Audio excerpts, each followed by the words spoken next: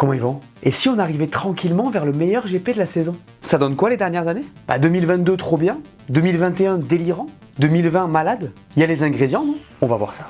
Ce week-end, c'est le Grand Prix de Grande-Bretagne sur le mythique circuit de Silverstone. Les nouveaux pneus Pirelli arrivent, Ferrari et McLaren veulent confirmer, Mercedes est sous pression. Avant cette course en Angleterre, il y a des choses que vous devez savoir. Allez, on en parle. Et abonne-toi pour soutenir la chaîne. On entre dans un mois de juillet plutôt tendu au niveau F1. Beaucoup de Grands Prix en prévision. Donc pour ne rien rater, tu sais où cliquer, c'est juste là. Mets-moi un petit pouce bleu pour le référencement, ça aide toujours. Et on sera bon. Un gros merci.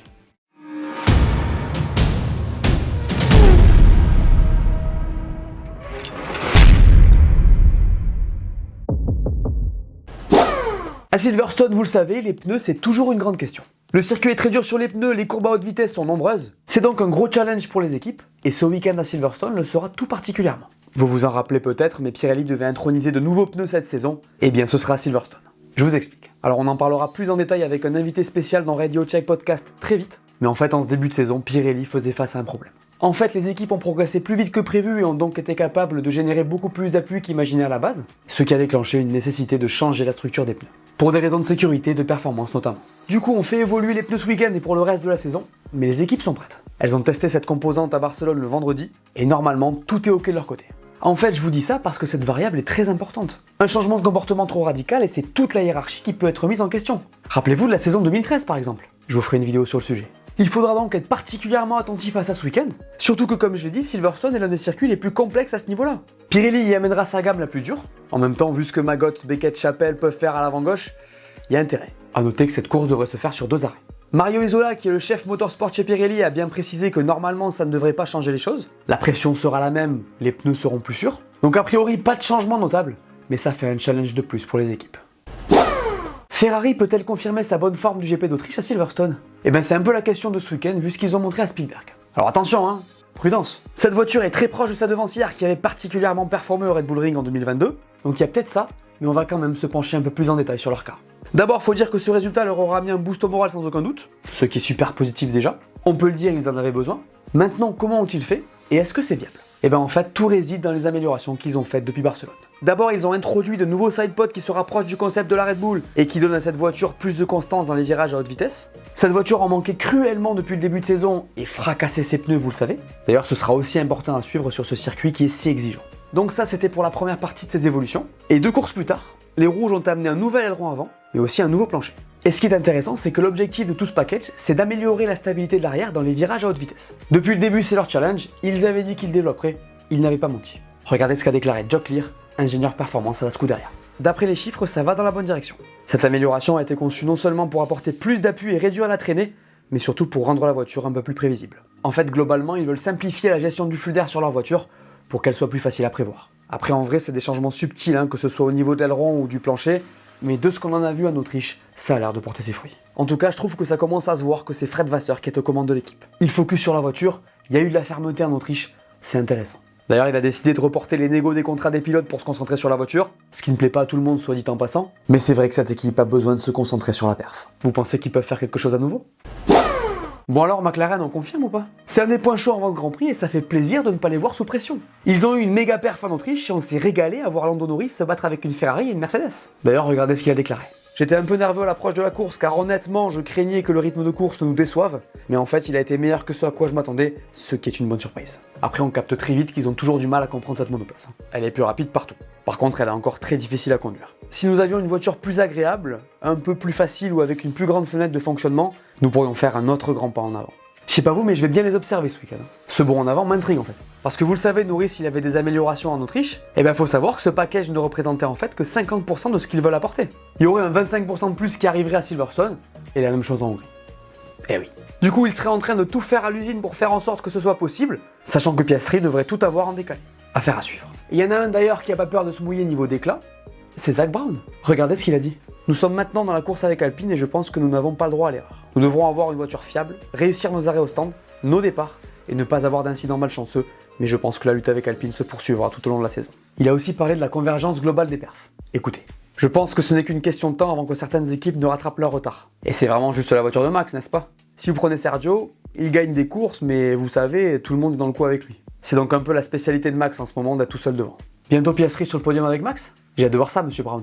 Faites-moi mentir, s'il vous plaît. Pour finir, McLaren courra avec une livrée spéciale ce week-end, que perso j'aime bien. Ils reviennent au chrome pour rendre hommage aux années avec Mercedes qui ont été plutôt pas mal en termes de résultats, si on compare à aujourd'hui bien sûr, et je la trouve assez stylée. Dites-moi ce que vous en pensez en commentaire, tiens. Bien ou pas bien? La F1 a dévoilé le calendrier de l'année prochaine, et ça fait un peu parler. Alors je vous ferai une vidéo complète sur le sujet prochainement, mais jetez un œil quand même. 24 Grands Prix donc, record absolu. Le Grand Prix de Chine fait son retour.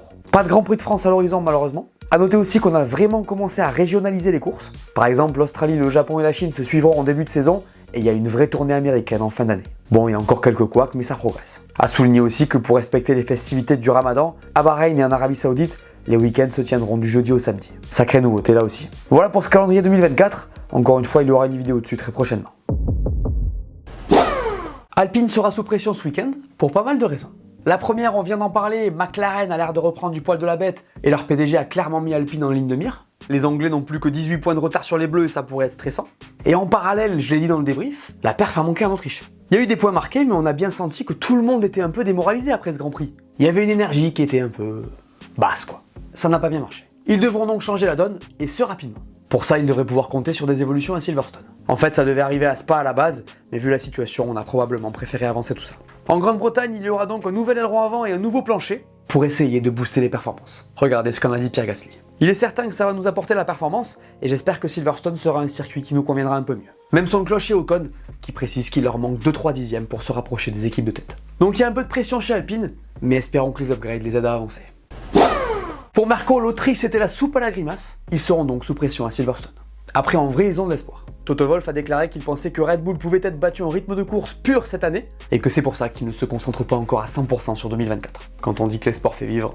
Mais j'espère qu'il a raison. Regardez ce qu'il a dit. Je maintiens ma conviction, car si je ne le fais pas, alors on peut tout aussi bien arrêter, tout mettre dans la voiture l'année prochaine, et nous contenter de terminer dans le top 10. Mais ce n'est pas possible, il faut continuer à travailler. Nous devons tirer le meilleur parti possible de ces mauvais jours, essayer de rebondir et de nous rapprocher. Nous avons vu des courses où nous étions bien, et je pense que l'écart avec Verstappen était de 10 secondes à Montréal, ce qui semble beaucoup plus encourageant qu'il ne l'était en Autriche. D'ailleurs, ils vont arriver avec leur deuxième série d'évolutions qu'il faudra surveiller étroitement. Elle concernerait surtout un aileron avant qui aiderait l'équipe à avoir plus d'équilibre, surtout dans les virages à basse vitesse. À suivre donc. Côté pilote, il y aura aussi la pression. Les deux ont eu du mal à Spielberg, donc ils seront en quête de mon résultat.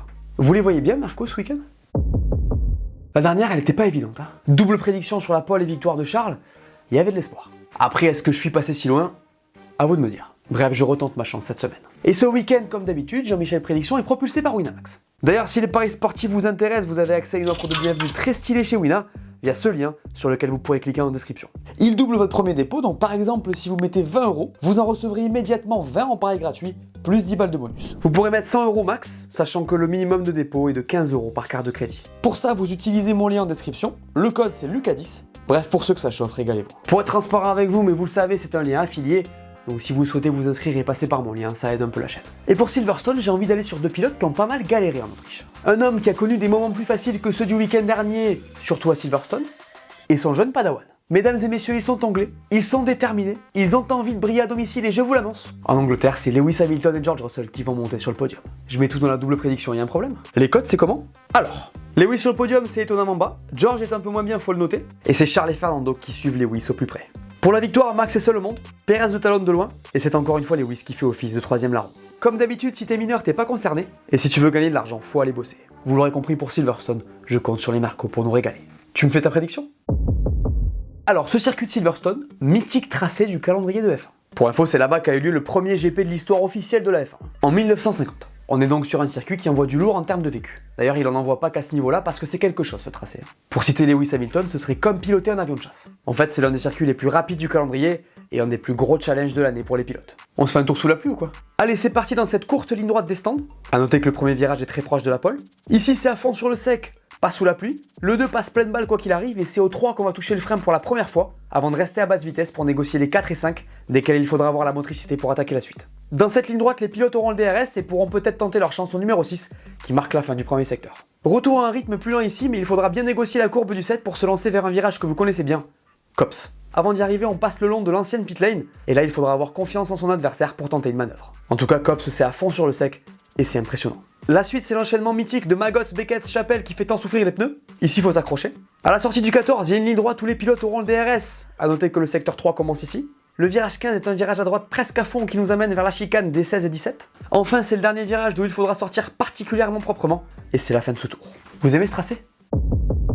Je rajoute un petit point météo dans cette preview, parce que je me dis que c'est toujours cool de savoir ce qui peut se passer à ce niveau-là. Bien sûr, la météo évolue en permanence, donc ce que je vous dis peut évoluer. Ne m'en voulez pas s'il pleut ou pas alors que j'ai dit le contraire. Vendredi, il fera beau à Silverstone avec plus de 50% d'humidité quand même. Samedi, on annonce des orages, donc peut-être une qualif sous la pluie. Et dimanche, a priori, ce sera sur le sec avec du soleil. Voilà pour ce point météo. Dorénavant, appelez-moi Evelyne Delia. Le programme du Grand Prix de Grande-Bretagne. Vendredi à 13h30, ce sera les libres 1 et à 17h les libres 2. Samedi à 12h30, on aura les libres 3 et à 16h les qualifs.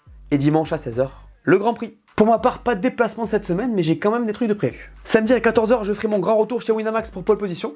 Et dimanche, je serai aux commentaires pour la course, toujours chez Winamax TV. On se voit pour le débrief. Voilà, merci à tous de m'avoir écouté, j'espère que cette vidéo vous a plu, laissez-moi un pouce bleu et dites-moi en commentaire ce que vous pensez qui va se passer ce week-end. N'oubliez pas d'aller voir mes dernières vidéos que vous n'auriez pas vues, dites-moi tout, et on s'abonne. Allez, ciao!